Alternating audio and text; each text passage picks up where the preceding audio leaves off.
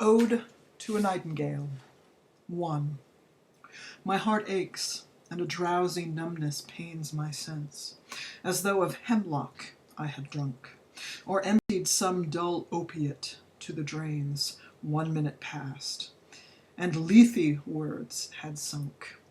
'Tis not through envy of thy happy lot, but being too happy in thine happiness, that thou, light-winged dryad of the trees, in some melodious plot of beechen green, and shadows numberless, singest of summer in full-throated ease.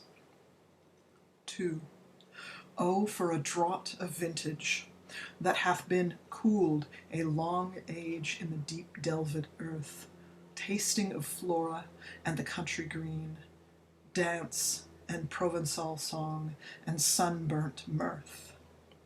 Oh, for a beaker full of the warm south, full of the true, the blushful hippocrene, with beaded bubbles winking at the brim, and purple-stained mouth, that I might drink and leave the world unseen, and with thee fade away into the dim, forest dim. 3.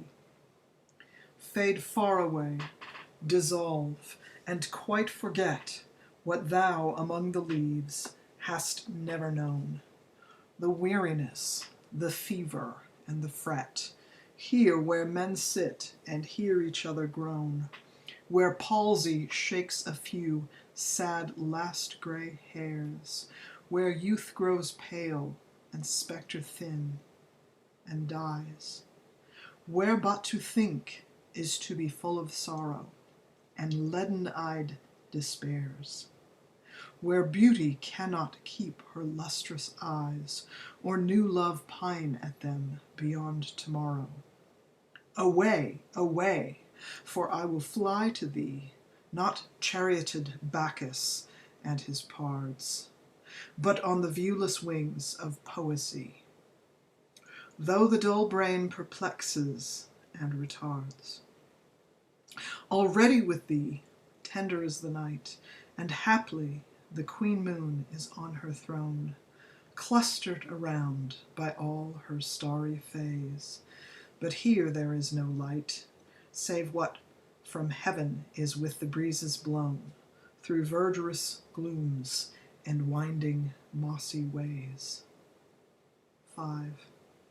I cannot see what flowers are at my feet, nor what soft incense hangs upon the boughs, but in embalmed darkness guess each sweet, wherewith the seasonable month endows the grass, the thicket, and the fruit tree wild, white hawthorn, and the pastoral eglantine, fast fading violets covered up in leaves, and mid-May's eldest child, the coming musk rose, full of dewy wine, the murmurous haunt of flies on summer eves. 6. Darkling I listen, and for many a time I have been half in love with easeful death, called him soft names in many a mused rhyme, to take into the air my quiet breath. Now, more than ever seems it rich to die, to cease upon the midnight with no pain, while thou art pouring forth thy soul abroad in such an ecstasy.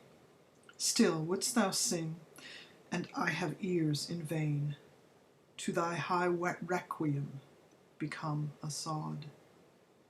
Thou wast not born for death, immortal bird, no hungry generations tread thee down.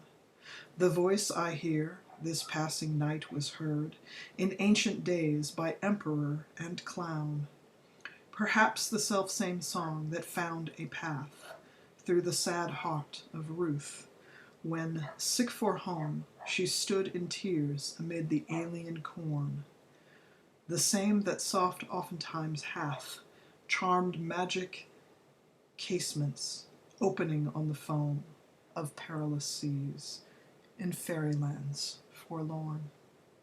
8. Forlorn!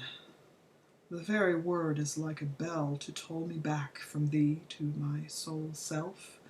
Adieu, the fancy cannot cheat so well as she is famed to do, deceiving elf. Adieu, adieu, thy plaintive anthem fades, past the near meadows, over the still stream, up the hillside, and now 'tis buried deep in the next valley glades. Was it a vision or a waking dream? Fled is that music. Do I wake or sleep?